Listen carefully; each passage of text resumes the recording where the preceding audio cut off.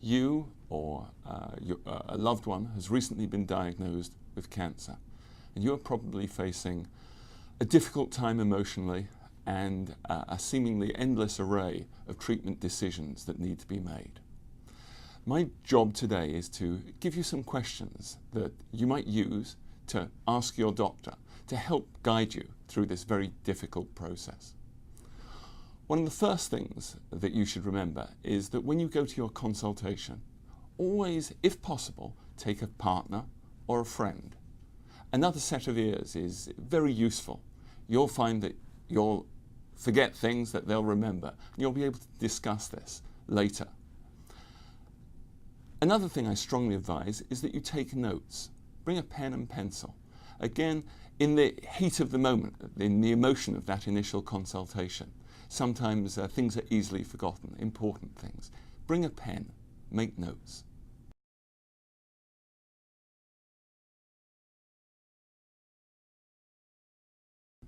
The type of cancer really refers to the organ in which the cancer first started, the lung or the prostate or the breast, and how the cancer cells look under the microscope.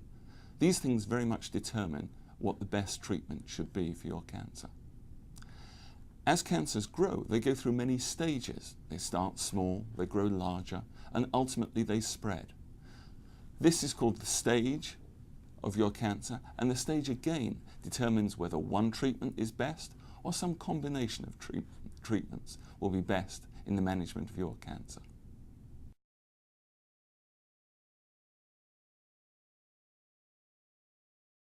Well, radiation treatment is very commonly used in the treatment of cancer in the United States. It's an invisible form of energy that we can direct and use to kill cancer cells wherever they may be in the body. We may use radiation in different ways. Sometimes we use it on its own to eradicate cancers. On other occasions, we may use it to shrink a cancer, to make surgery possible. And sometimes we use radiation to mop up cancer cells that may be left behind after surgery. It's very important that when you speak to your doctor, you understand exactly why radiation is being used and what the purpose is.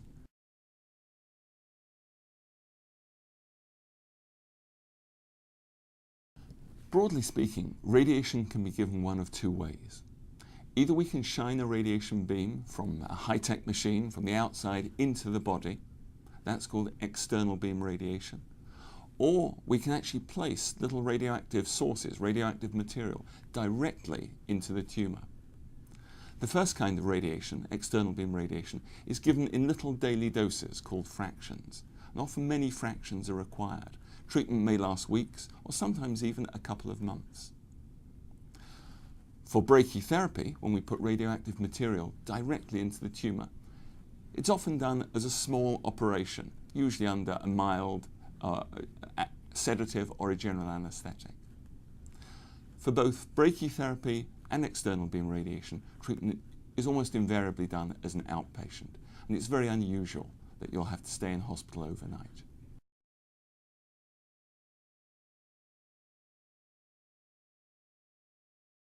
Radiation is a very effective method of treating cancer.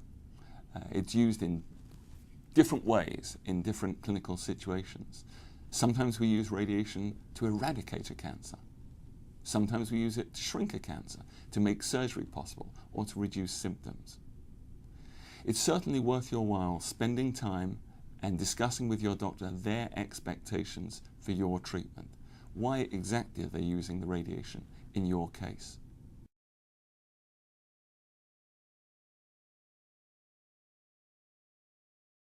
In recent years, we've discovered that combinations of treatment for cancer are often substantially more effective.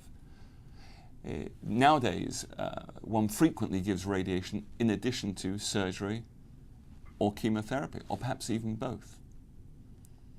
When you first embark on a course of treatment, it's really important to understand how these different treatments are going to be used, what their side effects are, what the sequence is going to be, which comes first, how long does each last. And that way you can understand your treatment and you can plan accordingly. Sometimes these combinations of treatment may last many months.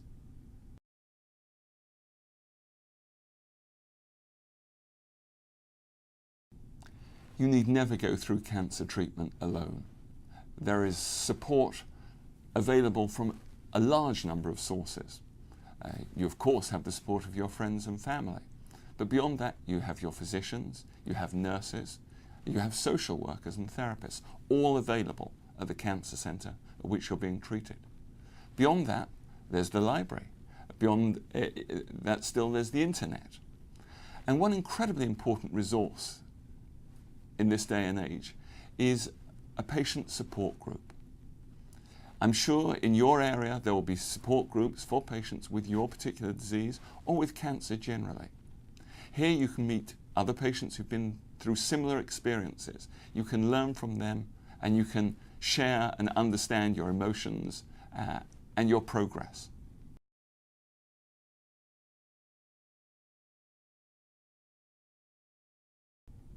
I do hope that this information has been useful to you. One of the things I've learned from 20 years in practice is that asking questions and being informed is the best way to get through treatment. We're here to help, and if you have any other questions, please visit us at rtanswers.org.